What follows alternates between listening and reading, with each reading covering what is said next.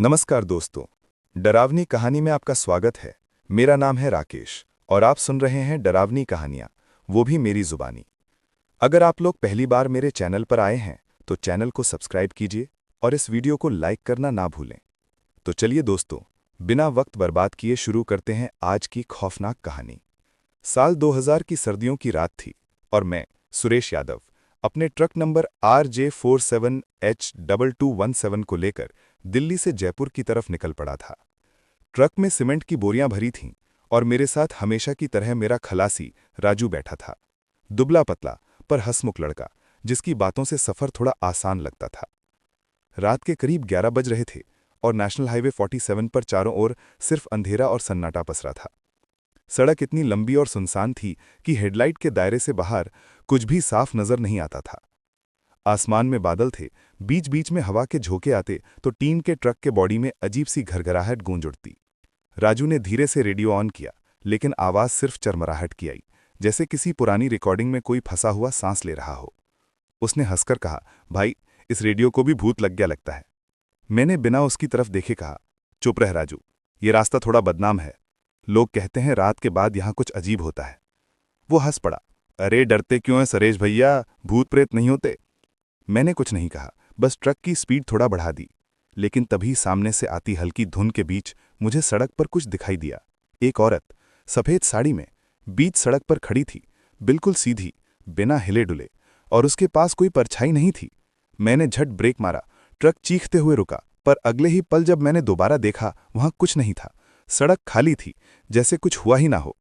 Break की आवाज अब भी कानों में गूंज रही थी। राजू सीट से उछलकर गिरते गिरते बचा।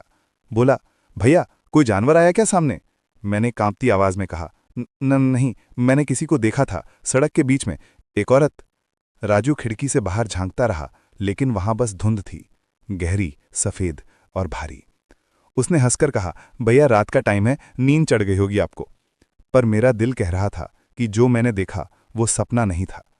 मैंने धीरे धीरे ट्रक फिर आगे बढ़ाया, लेकिन मन में अजीब बेचैनी थी। कुछ ही देर बाद धुंध और गहरी होने लगी। हेडलाइट की रोशनी भी अब बस कुछ फुट आगे तक ही जा रही थी। अचानक राजू बोला, भैया, ये देखो। मैंने देखा, सड़क के किनारे एक टूटा हुआ मील का पत्थर था, जिस पर लिखा था रामगढ़ 2 किलोमीटर, लेकिन उस पर ताज़ा लाल रंग से किसी ने कुछ लिखा था, यहां मत रुकना। मैंने माथे पर पसीना पहुंचा, जबकि सर्द हवा भीतर तक घुस रही थी। तभी हमारे ट्रक का रेडियो अपने आप चालू हुआ।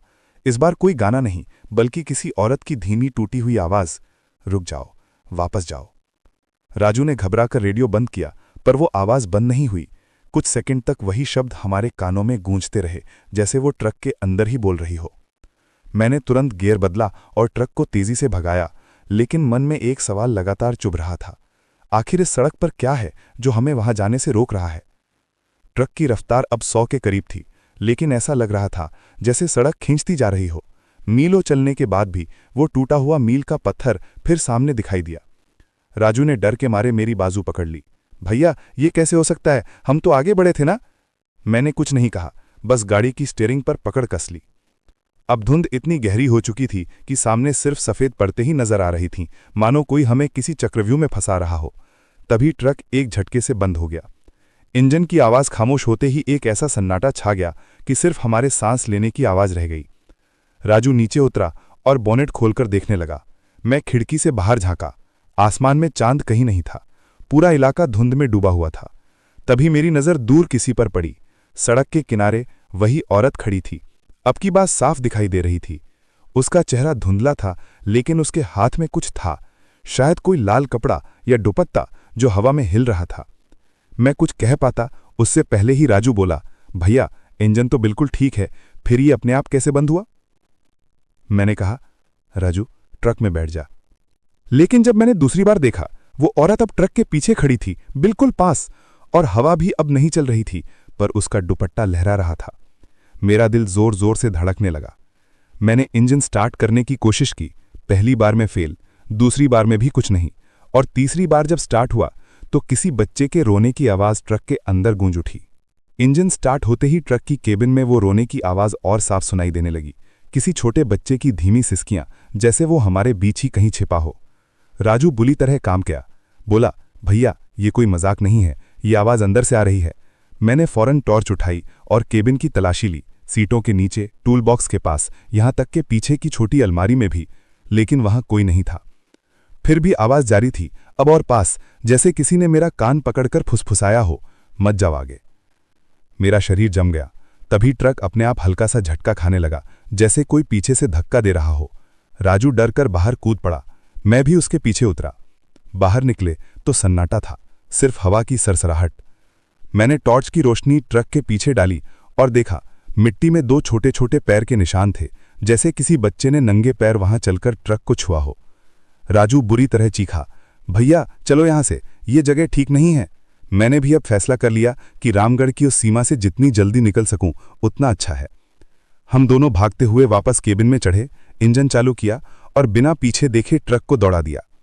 लेकिन कुछ ही दूर गए थे कि अचानक रेडियो फिर अपने आप चालू हो गया। इस बार उसमें बच्चों के हंसने की आवाजें थीं और बीच बीच में वही औरत की फुसफुसाहट, तुम अब लौट नहीं सकोगे। करीब आधा घंटा लगातार गाड़ी भगाने के बाद आखिर धुंध कुछ कम हुई और हमें दूर एक ढाबे की हल्की रोशनी नजर आई। ट्रक रोककर मैंने राहत की सांस ली। ढाबे का नाम था शक्ति ढाबा।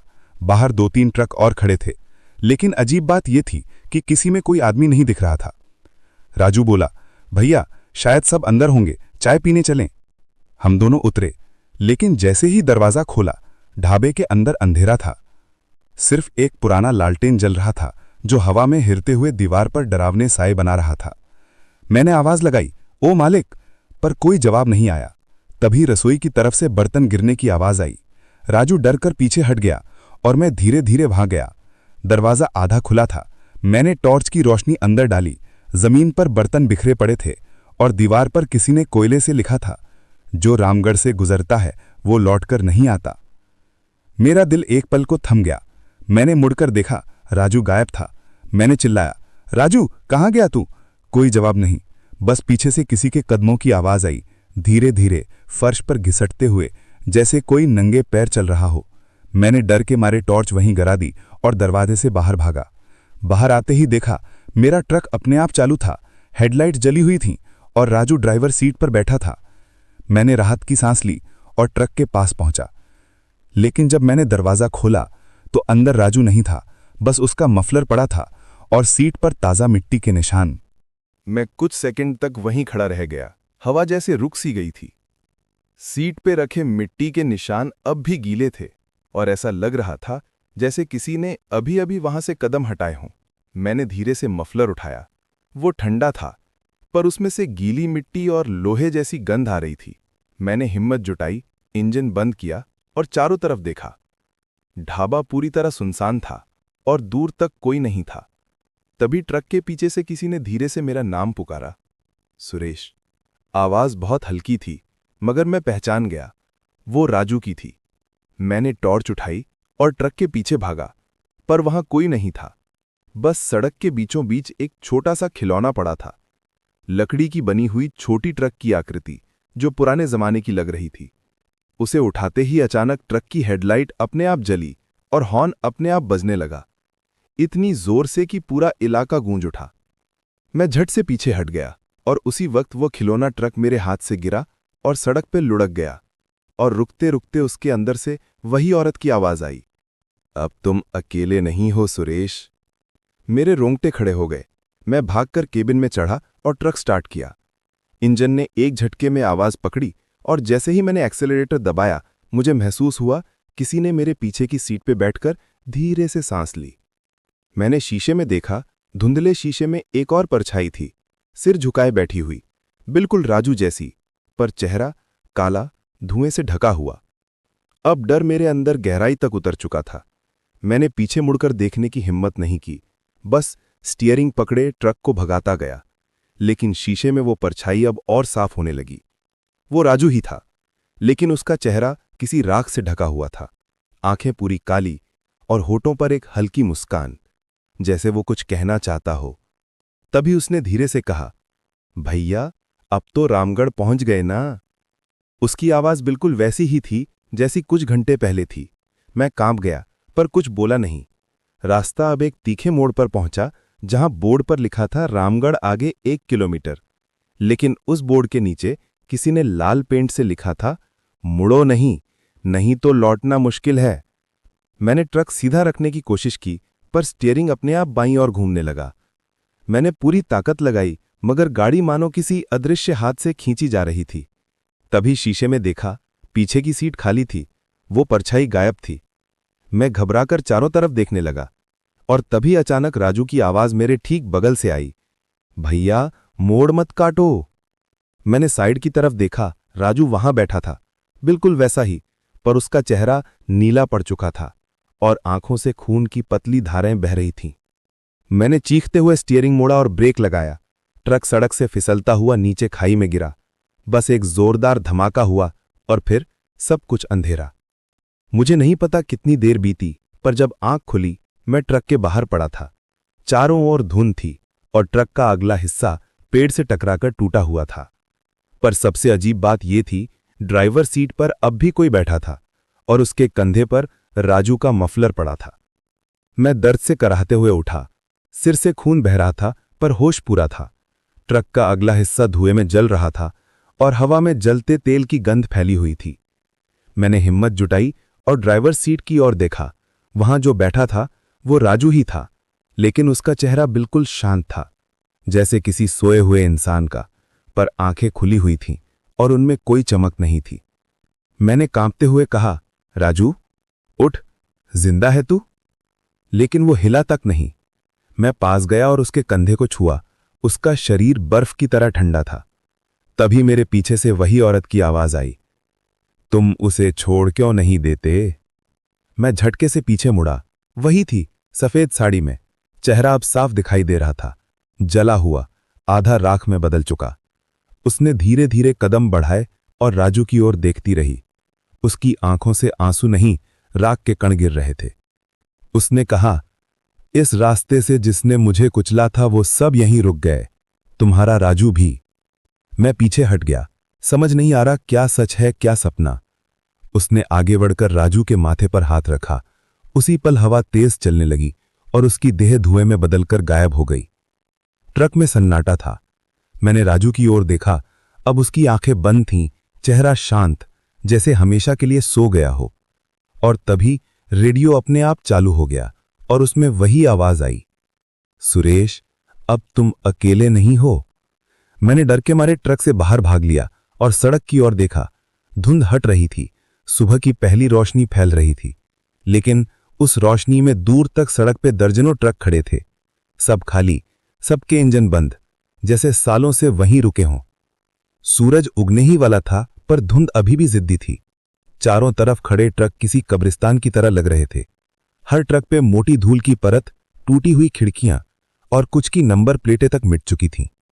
मेरा गला सूख गया। तभी दूर किसी ट्रक के केबिन से किसी ने हौले से कहा, भैया। वो आवाज राजू जैसी ही थी। मैं पागलों की तरह दौड़ा उस ट्रक की तरफ। दरवाजा खोला।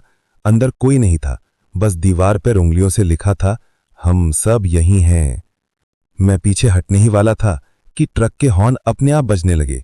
एक साथ दर्जनों ट्रक, एक ही पल में।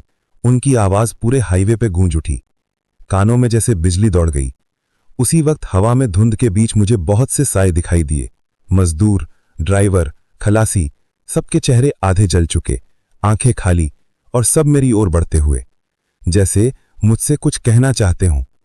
मैं पीछे हटता गया, चिल्लाया, मुझे छोड़ दो। तभी मेरी नजर अपने ट्रक पर पड़ी। वो अब बिल्कुल ठीक था। हेडलाइट जल रही थी, इंजन से धुआं नहीं निकल रहा था। मैंने किसी तरह हिम्मत जुटाई, भागकर उसमें बैठा और बिना सोचे समझे ट्रक दौड़ा दिया। शीशे में देखा, सारे साए वहीं खड़े थे, पर उनमें सबसे आगे राजू था, मुस्कुराता हुआ, जैसे मुझे अलविदा कह रहा हो। मैंने आंखें बंद कर लीं और एक्सीलरेटर दबाकर उस जगह को पीछे छोड़ दिया। जब दोबारा आंख खुली, धुंध पूरी तरह गायब थी, सड़क साफ थी और सूरज पूरी तरह निकल आया था। मैं जिंदा था, लेकिन मेरे ट्रक के पीछे अब भी किसी के हंसने की धीमी आवाज आ रही थी। मैं लगातार चलता रहा जब तक कि सूरज सिर पर नहीं चढ़ गया। सड़क अब जानी पहचानी लग रही थी, मगर मेरे मन में एक अजीब सा भारीपन था, जैसे ट्रक के साथ कोई और भी चल रहा हो। मैंने एक पेट्रोल पंप के पास गाड़ी रोकी, नीचे उतरा और पानी लेकर चेहरा धोया। वहां के आदमी ने पूछा, किधर से आ रहे हो भाई? मैंने कहा, रामगढ़ तरफ से। उसके चेहरे का रंग उड़ गया। बोला, भैया, उस रास्ते से तो कोई सालों से नहीं आता, वहां तो सब ट्रक छोड़ जाते हैं। मैंने पलटकर अपने ट्रक की ओर देखा। RJ47H2217, वही ट्रक, पर उसके पिछले हिस्से पर अब धूल में किसी ने उंगलियों से लिखा था, हम साथ हैं। मैं कुछ पल तक वहीं खड़ा रहा, फिर इंजन स्टार्ट किया और आगे बढ़ गया। रास्ता अब शांत था, रेडियो भी बंद था, पर भीतर कहीं आवाज गूंज रही थी, राजू की, जो हमेशा कहता था, भैया डरते क्यों हो, भूत प्रेत नहीं होते। मैंने हल्की मुस्कान दी, लेकिन तभी ट्रक के शीशे में एक पल को राजू का चेहरा दिखा, मुस्कुराता हुआ, जैसे हमेशा की तरह अगला रास्ता बताने को तैयार हो। मैंने कुछ नहीं कहा, बस स्टीयरिंग पर हाथ कसा और ट्रक को सीधा दौड़ा दिया। दूर हाईवे का बोर्ड दिखा, आप रामगढ़ छोड़ चुके हैं, और उसी के नीचे हवा से उड़ती हुई मिट्टी में कोई ताजा निशान बना, 2 छोटे पैरों के, बच्चों जैसे। मैंने गहरी सांस ली, पीछे नहीं देखा और ट्रक को उस रास्ते से हमेशा के लिए निकाल लाया। लेकिन आज भी जब मैं किसी सुनसान हाईवे पर चलता हूं, तो रेडियो में कभी कभी वो टूटी फूटी आवाज सुनाई देती है, अब तुम अकेले नहीं हो सुरेश। समाप्त। तो दोस्तों, अगर कहानी पसंद आई हो तो वीडियो को लाइक करना ना भूलें और ऐसी और कहानी को सुनने के लिए हमारे YouTube चैनल को अभी सब्सक्राइब करें।